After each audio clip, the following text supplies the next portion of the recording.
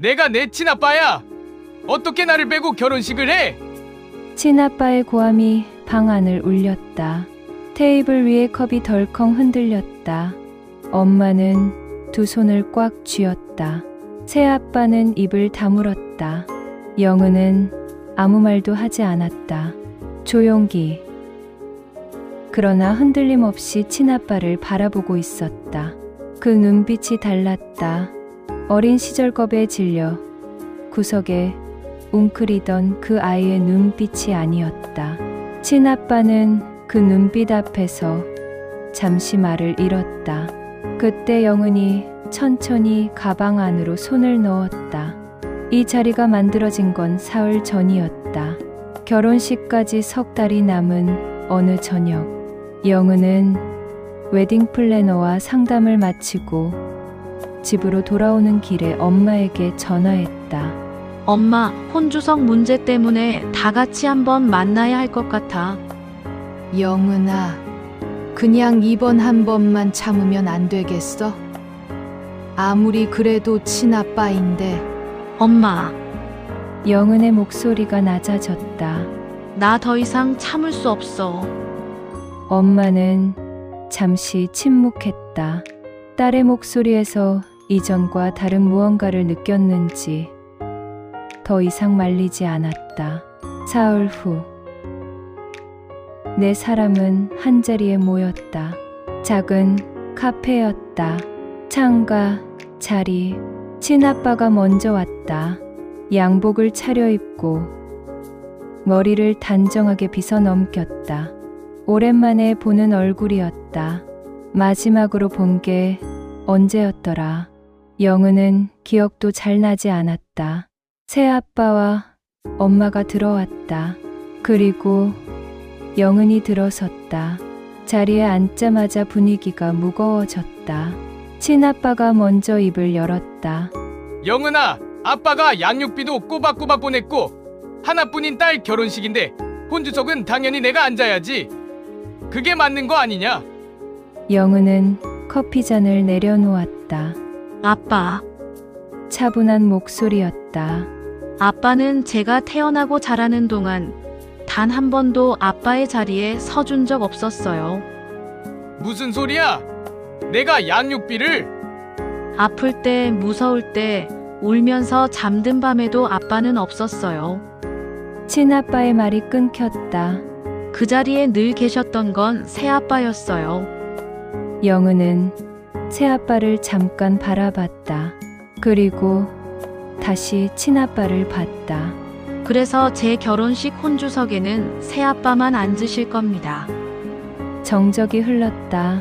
그 순간 친아빠의 얼굴이 붉어졌다. 내가 내 친아빠야. 어떻게 나를 빼고 결혼식을 해? 고함이 터졌다. 테이블 위에 컵이 흔들렸다. 엄마가 움츠러들었다. 새아빠는 주먹을 꽉 쥐었다. 하지만 영은은 흔들리지 않았다. 오히려 더 조용해졌다. 그리고 천천히 가방 안으로 손을 넣었다. 두툼한 봉투 하나를 꺼내 테이블 위에 내려놓았다.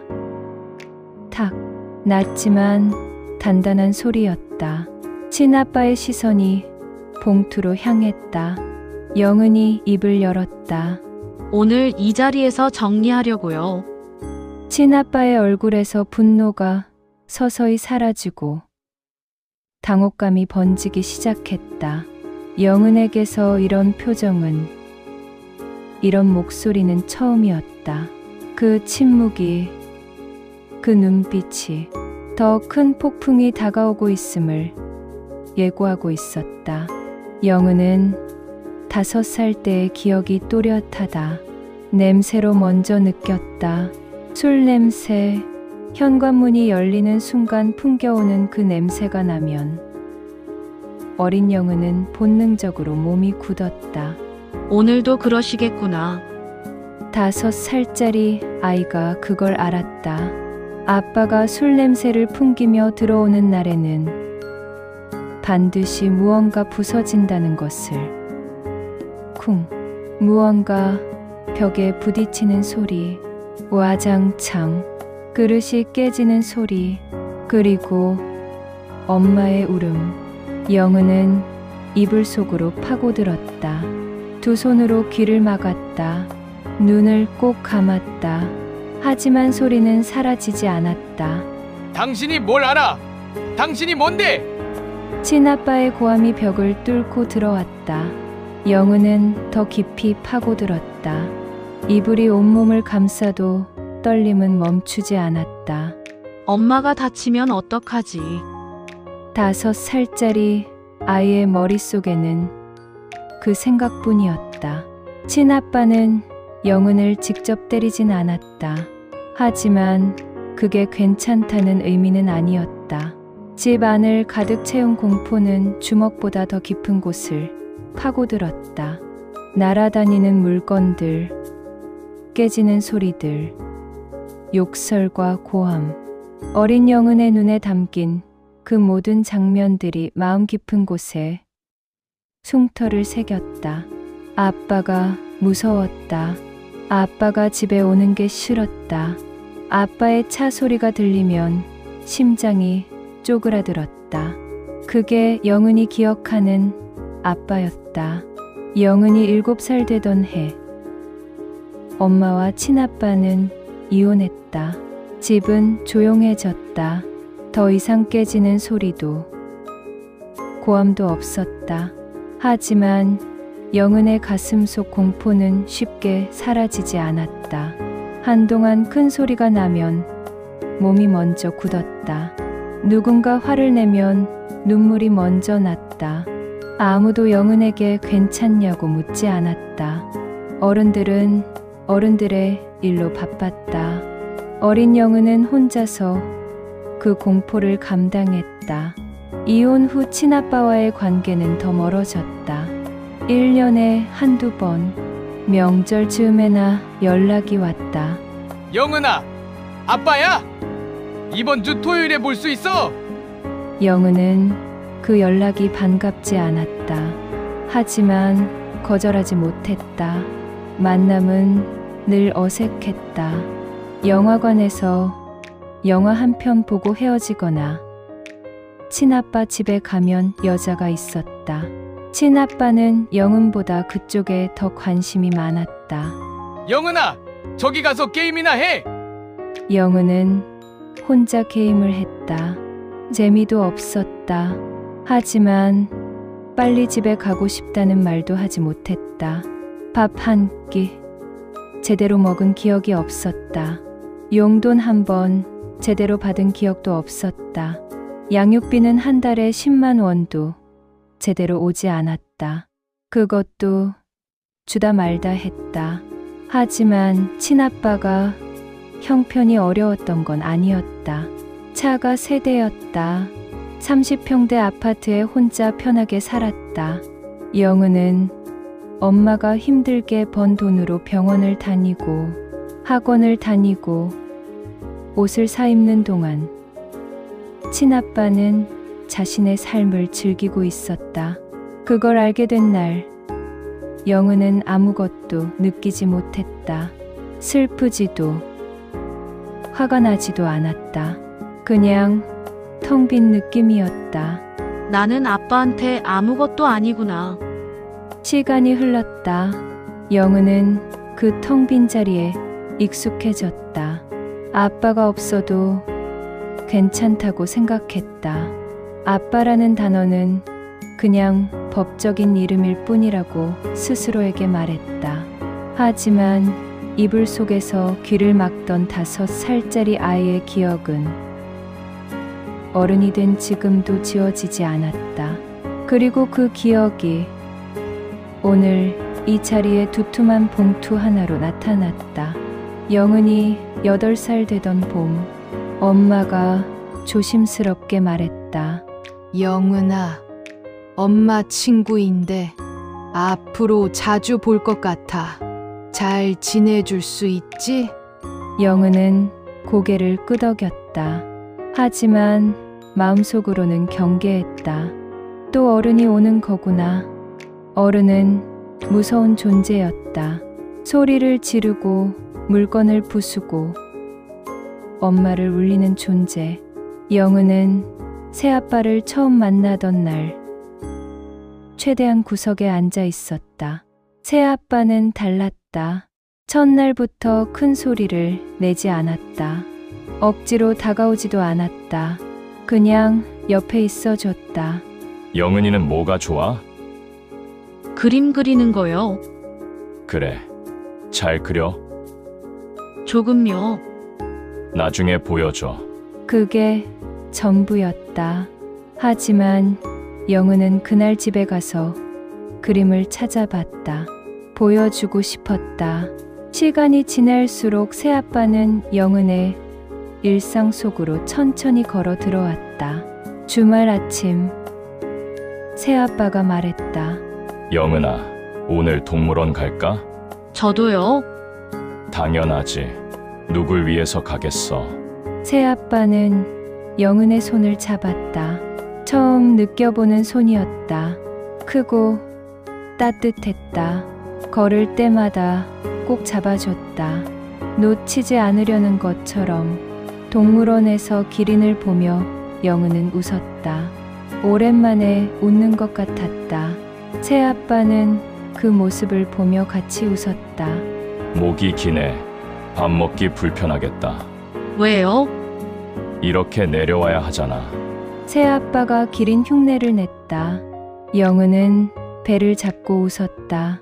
그날 집에 돌아오는 길, 영은은 새아빠의 손을 먼저 잡았다. 기억에 남는 날이 있었다. 영은이 9살 때였다. TV에서 발레 공연을 봤다. 발레리나가 너무 예뻐 보였다. 거실 바닥에서 흉내를 냈다. 발끝을 세우고 팔을 올리고 빙글 돌았다. 그러다 미끄러졌다. 턱이 바닥에 부딪혔다. 피가 났다. 많이 났다. 영은은 울지도 못하고 멍하니 서 있었다. 새아빠가 달려왔다. 눈이 벌개졌다. 표정이 굳었다. 영은아, 아빠 봐. 많이 아파? 영은은 그제야 울음이 터졌다. 새아빠는 영은을 안아 올렸다. 그리고 뛰었다. 병원까지 안고 달려갔다. 치료를 받는 내내 손을 잡고 있었다. 다 됐어. 잘했어. 우리 영은이 용감하다. 집으로 돌아오는 길에 영은은 생각했다. 아빠란 이런 사람이구나. 무서운 사람이 아니었다. 소리를 지르는 사람이 아니었다. 아플 때 안아주는 사람, 무서울 때 손잡아주는 사람. 그게 아빠였다. 새아빠는 혼도 냈다. 숙제를 안 했을 때, 거짓말을 했을 때. 하지만 그게 전부가 아니었다. 혼을 낸 다음 날에는 반드시 영은 방에 들어왔다. 어젯밤에 많이 속상했지. 네. 아빠도 미안했어. 좀 심하게 말한 것 같아서. 그리고 꼭 안아줬다. 그 품이 따뜻했다. 영은은 그 품이 좋았다. 세월이 흘러 엄마와 새아빠 사이에 동생들이 태어났다. 집은 바빠졌다. 하지만 새아빠는 여전히 영은을 잊지 않았다. 영은아, 이번 주 토요일에 우리 둘이 공원 갈까? 저랑요? 동생들은요? 오늘은 영은이 날이야. 둘이서만 공원을 걸었다. 새아빠는 영은의 이야기를 들었다.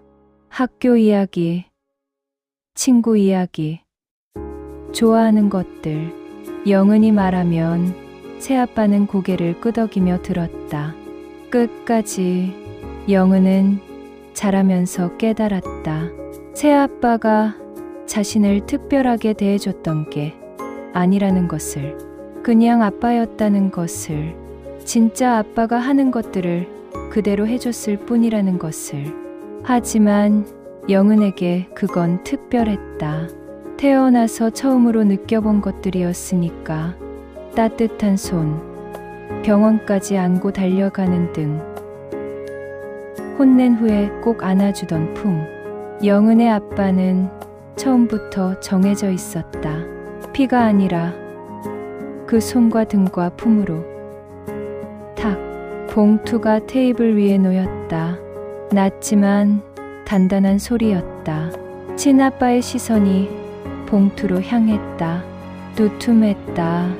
꽤 많은 서류가 들어있는 것 같았다. 이게 뭐야? 영은은 대답하지 않았다. 봉투를 천천히 열었다. 서류들이 테이블 위에 펼쳐졌다. 빼곡하게 정리된 숫자들, 날짜들, 기록들. 지난 20년간 아빠가 보내지 않은 양육비 내역이에요. 친아빠의 얼굴이 굳었다. 한 달에 10만 원도 제대로 오지 않았어요. 주다 말다 했죠. 그건 아빠가 그때 형편이. 형편이요? 영은의 목소리가 낮아졌다. 차가 새 대였어요. 30평대 아파트에 혼자 사셨고요. 친아빠는 말을 잇지 못했다. 영은은 다음 서류를 꺼냈다. 이건 엄마가 대신 감당한 병원비예요. 날짜별로 정리된 영수증 사본들이었다. 제가 아팠을 때, 다쳤을 때 아빠는 한 번도 없었어요. 엄마 혼자 감당했어요. 다음 서류. 학원비, 생활비 내역이에요. 20년치예요. 친아빠의 얼굴이 창백해졌다. 영은은 멈추지 않았다. 이건 연락 기록이에요. 마지막 서류였다. 명절마다 끊긴 연락들. 영은이 성인이 된 후 아빠의 연락 없이 홀로 지낸 기간들. 날짜와 함께 차갑게 정리되어 있었다. 생일에도 없었어요. 입학식에도 없었어요. 졸업식에도 없었어요. 친아빠가 입을 열었다. 영은아, 아빠가 그때는. 미안하다는 말이 한 번이라도 있었으면 달랐을 거예요. 영은의 목소리는 여전히 차분했다. 결혼 소식 전하니까 갑자기 연락이 잦아지셨잖아요. 만나자고 하시고. 그런데 단 한 번도 미안하다는 말은 없으셨어요. 친아빠는 고개를 숙였다. 아빠한테 뭘 바란 게 아니었어요. 영은의 눈빛이 흔들림 없었다. 그냥 한 번만, 딱 한 번만 미안하다고 하셨으면 됐어요. 그 말 한마디면 됐는데. 테이블 위에 서류들이 조용히 놓여 있었다. 친아빠는 아무 말도 하지 못했다. 화를 낼 수도 없었다. 영은의 눈빛 앞에서, 그 차갑고 단단한 기록들 앞에서 엄마는 눈물을 닦았다. 새아빠는 주먹을 꽉 쥐고 아무 말도 하지 않았다. 영은은 마지막으로 친아빠를 봤다. 오늘 이 자리를 만든 건 아빠를 공격하려는 게 아니에요. 목소리가 조금 떨렸다. 하지만 멈추지 않았다. 지금껏 받은 상처를 정리하고 싶었어요. 저도 이제 새 출발을 해야 하니까요. 친아빠는 고개를 들지 못했다. 아빠는 법적으로 제 친아빠가 맞아요. 그건 변하지 않아요. 영은은 새아빠를 바라봤다. 하지만 제 결혼식 혼주석에는 새아빠가 앉으실 거예요. 제 인생에서 아빠의 자리에 계셨던 분이니까요. 침묵이 흘렀다. 길고 무거운 침묵이었다. 친아빠는 한참 만에 입을 열었다. 하지만 말이 나오지 않았다.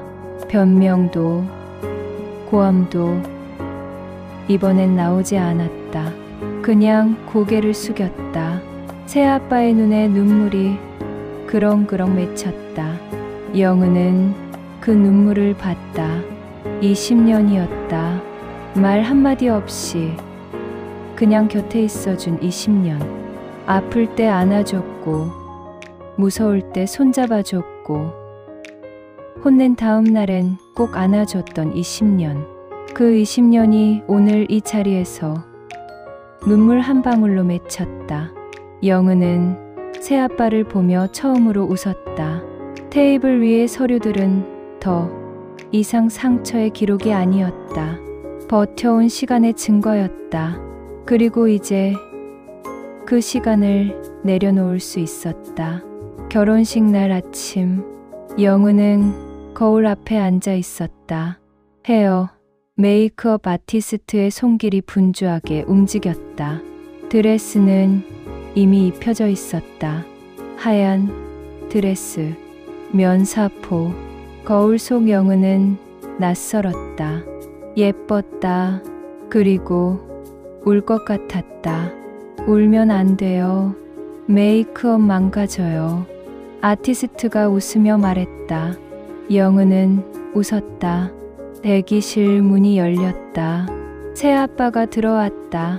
검은 정장, 단정하게 빗어 넘긴 머리. 그런데 눈이 이미 빨개져 있었다. 아빠, 영은이 불렀다. 새아빠는 영은을 보더니 입술을 꾹 가물었다. 말이 나오지 않는 것 같았다. 한참 만에 말했다. 우리 영은이 정말 예쁘다. 목소리가 떨렸다. 영은은 웃었다. 눈물이 날 것 같았지만 참았다. 아빠도 멋있어요. 새아빠는 영은 옆으로 다가와 나란히 거울을 봤다. 한참을 아무 말도 하지 않았다.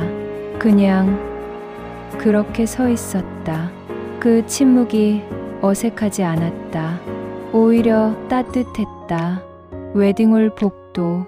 식이 시작되기 5분 전이었다. 영은은 새아빠 옆에 섰다. 아빠, 저 떨려요. 아빠도 떨려. 아빠가 왜 떨어요? 딸 시집 보내는 아빠가 안 떨리겠어. 영은은 웃었다. 새아빠가 팔을 내밀었다. 잡아. 영은은 새아빠의 팔에 손을 얹었다. 크고 든든한 팔이었다. 동물원에서 잡아주던 그 손. 병원까지 안고 달려가던 그 팔. 20년 전과 같았다. 문이 열렸다. 음악이 흘렀다. 하객들이 일제히 돌아봤다. 영은과 새아빠가 함께 걸어 들어갔다. 버진로드. 하얀 꽃잎이 양쪽에 놓여 있었다. 영은은 앞을 봤다. 저 끝에 신랑이 서 있었다. 눈물을 참는 것 같았다. 영은은 새아빠의 팔을 꼭 잡았다. 새아빠는 천천히 한 걸음 한 걸음 걸었다. 서두르지 않았다. 마치 이 순간을 오래 기억하고 싶은 것처럼. 하객석에서 흐느끼는 소리가 들렸다. 엄마였다. 손수건으로 눈을 가리고 있었다. 어깨가 들썩였다. 주변 하객들도 눈시울을 붉혔다. 아무것도 설명하지 않았는데, 하지만 다들 알 것 같았다. 저 두 사람 사이에 얼마나 많은 시간이 쌓여 있는지를. 버진로드 끝. 신랑 앞에 섰다. 새아빠는 영은의 손을 잡았다. 그리고 신랑의 손 위에 조심스럽게 올려줬다. 잘 부탁해요. 새아빠의 목소리가 떨렸다. 신랑이 고개를 숙였다. 새아빠는 영은을 한 번 더 봤다. 말은 없었다. 하지만 그 눈빛에 모든 말이 담겨 있었다. 잘 살아라. 행복해라. 고생했다. 영은은 그 눈빛을 보며 눈물을 참지 못했다. 아빠, 고마워요. 작게 말했다. 새아빠는 고개를 끄덕였다. 그리고 돌아서며 눈물을 닦았다. 혼주석. 새아빠가 앉았다. 당당하게, 자연스럽게. 그 자리가 처음부터 그의 자리였던 것처럼. 영은은 혼주석을 바라봤다. 저 자리를 위해 얼마나 많이 싸웠던가, 얼마나 많이 울었던가. 하지만 지금 이 순간 모든 게 제자리에 있었다. 식이 끝나고 영은은 새아빠에게 다가갔다. 아무 말 없이 안겼다. 새아빠는 영은을 꼭 안아줬다. 오래됐지만 익숙한 품이었다. 턱이 깨져 피를 흘리던 9살짜리 아이를 안아줬던 그 품. 혼낸 다음 날 꼭 안아줬던 그 품. 20년이 지나도 달라지지 않았다. 영은은 그제야 깨달았다. 아버지의 자리는 피가 아니라 함께한 시간과 사랑으로 채워진다는 것을. 그 자리는 이미 오래전부터 채워져 있었다. 그리고 오늘 온 세상 앞에서 그 사실을 확인했다. 그것이 영은에게 가장 통쾌하고 가장 따뜻한 해방이었다.